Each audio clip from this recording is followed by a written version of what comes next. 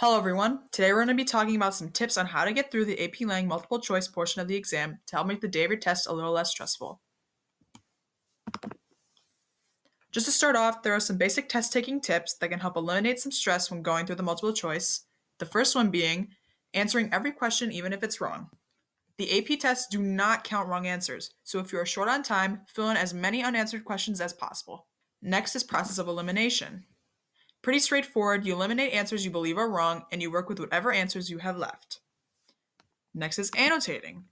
Annotating the text is a personal preference. Some do more than others. However, to save as much time as possible, annotate as simple as possible.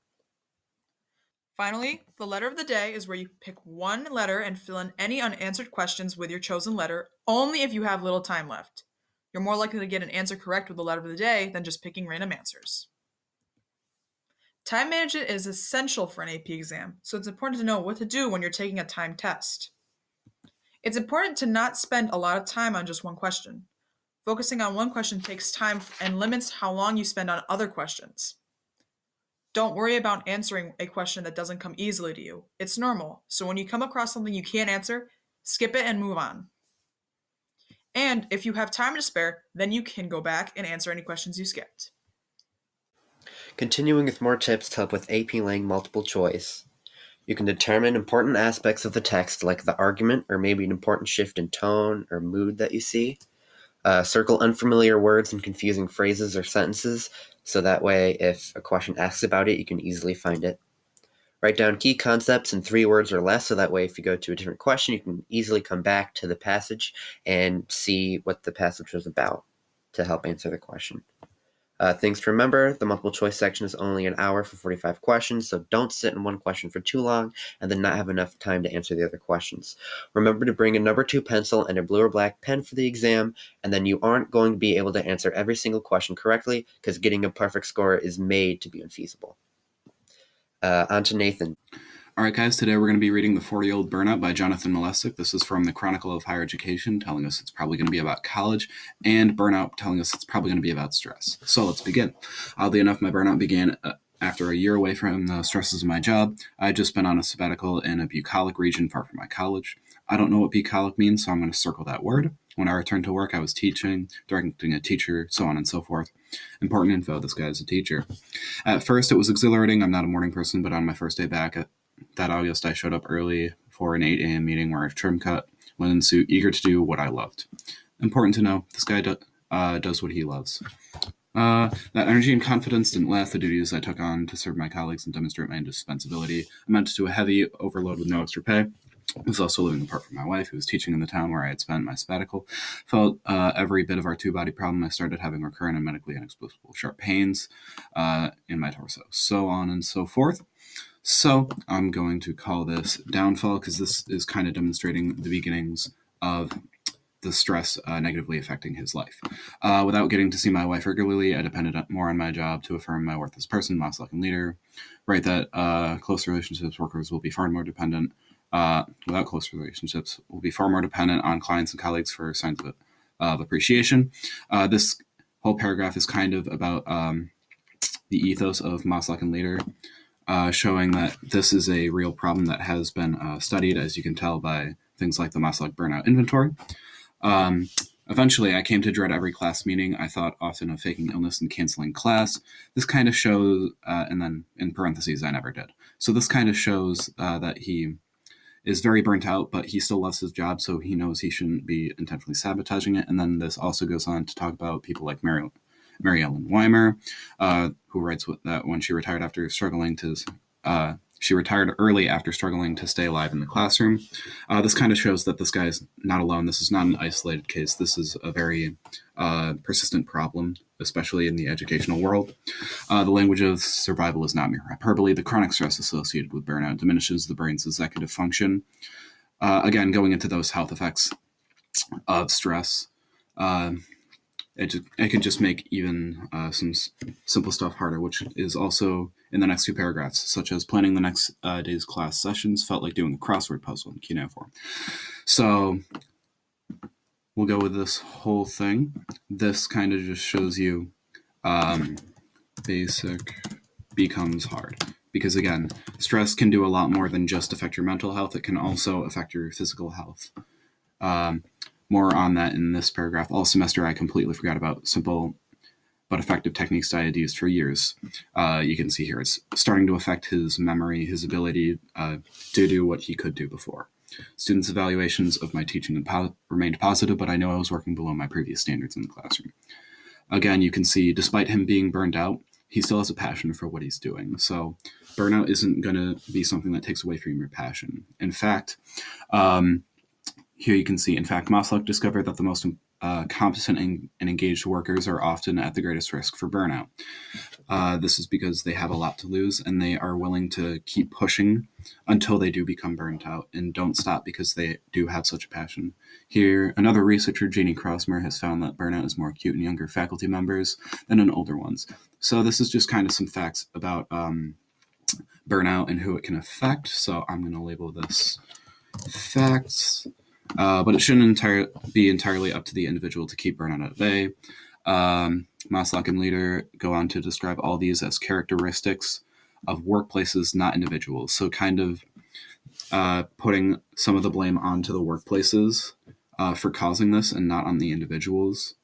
Going on to say the persistent financial stress on colleges and universities only exacerbates the problem. Again, this isn't all on the individual because they have a love for what they do doesn't mean this is their fault that they're pushing themselves, especially when organizations can become strained, such as in financial situations. The workers who love what they do can often take on too much because they do want to see their institution succeed. And then this whole paragraph, the response to faculty burnout, therefore, should not be to shrug at the academic work is a labor of love, and some people just aren't cut out. So the response should be to find ways to give these highly skilled workers the respect and reward they need to stay healthy and effective. So this paragraph just becomes sort of a summary of what the whole work is about. And then here, a good start would be for colleges and universities to support and reward the things they say they value, like, for example, teaching. And this is kind of going into the argument of the whole piece, kind of saying that this is an important issue and there should be more measures to help people who are feeling overwhelmed. All right, that's it for the reading. Now on to the multiple choice question. All right. Now that we've read and annotated the article, it's time to work on the questions. Okay. The word bucolic in line 3 was most likely chosen because of its ambiguous double meaning, tonal contrast with the author's pain in the following paragraphs, harsh sentiment that reflects the equally harsh truths of the passage, obviously superior status to other similar words, or sense of objectivity. Okay, this question is about a word and has some interesting answer choices. First, let's go back and read the context surrounding the word since we don't know what it means. Okay. Oddly enough, my burnout began after a year away from the stresses of my job. I had just been on sabbatical in a bucolic region far from my college.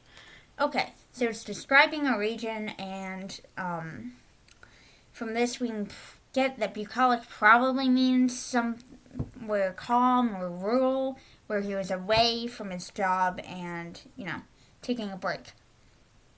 So based off that, looking at the answer choices, it's not going to be A if we have that one meaning that it's like a calm rural place.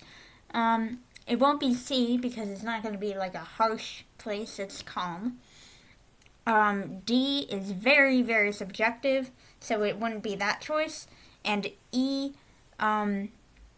bucolic as a descriptor would be like a subjective word itself, so it wouldn't bring a sense of objectivity, so therefore it has to be B. Alright, next question. The primary purpose of quoting Malash and Leiter in the 4th paragraph is to suggest an alternate academic explanation for the author's emotional collapse, demonstrate how the loss of vocation can cause loss of confidence in one's writing skills, provide academic evidence for the author's personal experience, build the author's ethical character in the eyes of the reader, or introduce a point of view that becomes essential to understanding the essay later. Alright, let's go back to the paragraph and see what the quote was. Here. Malash and Leiter write that without close relationships, workers will be far more dependent on clients and colleagues for signs of appreciation. In my case, I became more sensitive. Okay, in my case, that sounds like it's his personal experience, and he used evidence right before that. So if we look, provide academic evidence for the author's personal experience. Has to be letter C. Alright, next question.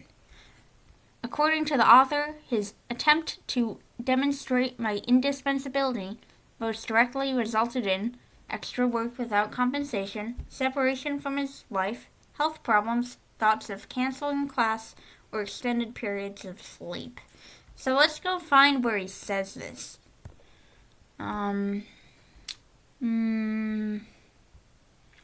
The duties I took on to serve my colleagues and demonstrate my indispensability amounted to heavy overload with no extra pay. You know what that sounds like? Extra work without compensation. Pretty much exactly sounds like that. So, gotta be choice A. Next question. In describing faculty burnout in the final two paragraphs, the author emphasizes its inevitability, the role of organizations, the financial cost to individuals, the need for individual responsibility, or the byproduct of entrepreneurship. So let's go back to those paragraphs and see what it's about. These are characteristics of workplaces, not individuals. Shock absorbers for organizational strains. Institutions cause burnout.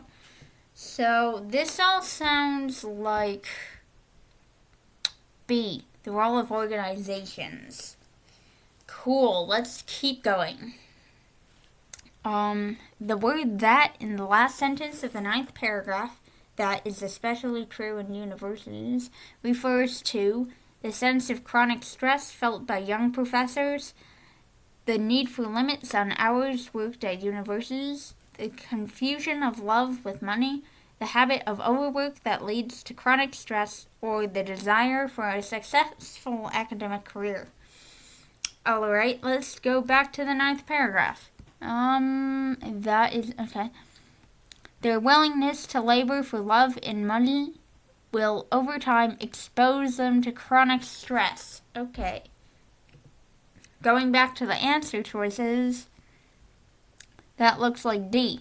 It wouldn't be A because it's not talking about the chronic stress of young professors. It's just talking about how work leads to stress. So it has to be D. Great. Looks like we've almost gotten through the first half of this multiple choice section. So I'm sure you've got it. Okay, let's move on with this multiple choice, starting with question 18. The sentence, the chronic stress associated with burnout diminishes the brain executive function, is best supported by which of the following statements?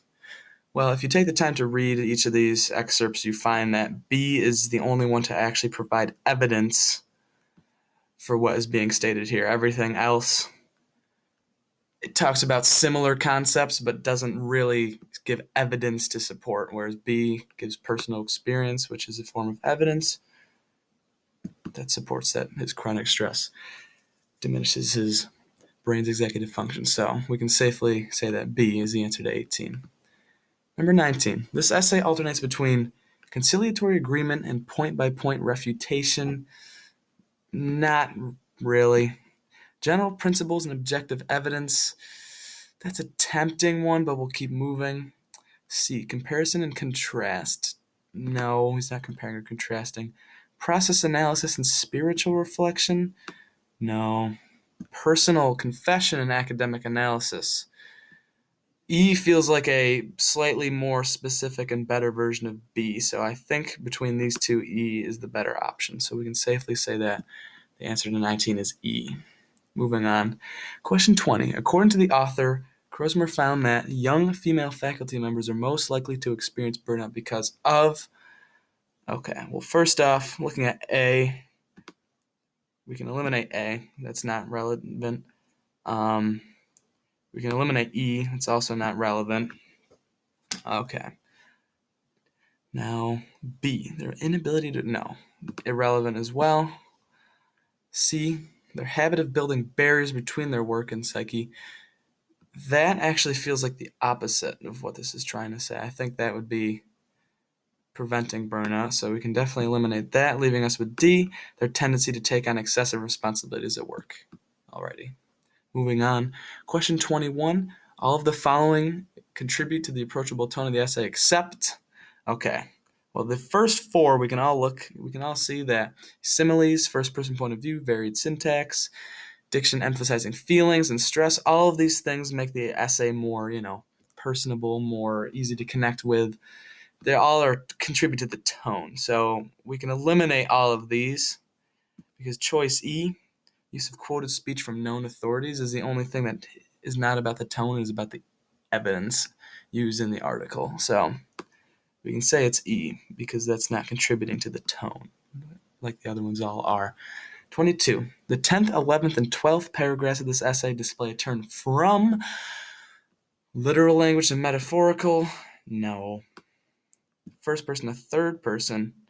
That's a potential one. We'll keep moving though. Argument to counter argument. No, he doesn't really address a counter argument. Appeal to authority to bandwagon appeal. No, we can eliminate that. Paradox to aphorism. No.